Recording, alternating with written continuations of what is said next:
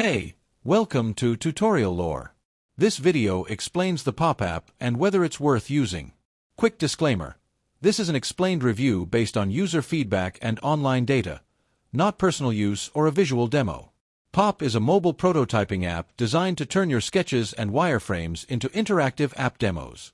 It's especially useful for UX/UI designers who want to test flows and get early feedback on their app ideas.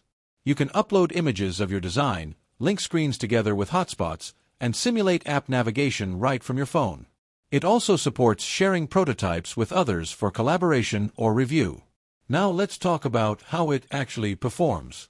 The app is lightweight and user-friendly, making it great for quick prototyping on the go.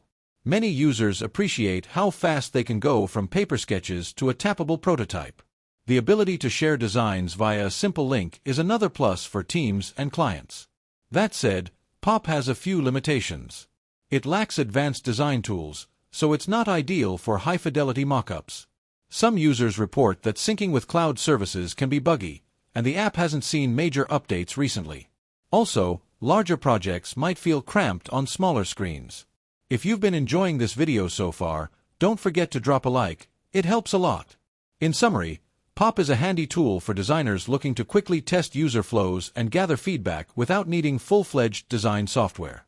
It's simple, effective, and collaborative. But if you need advanced editing or pixel-perfect designs, you might want to combine it with other tools. This is not a commercial or paid promotion, but an informational video. For inquiries, contact the email address stated in the description.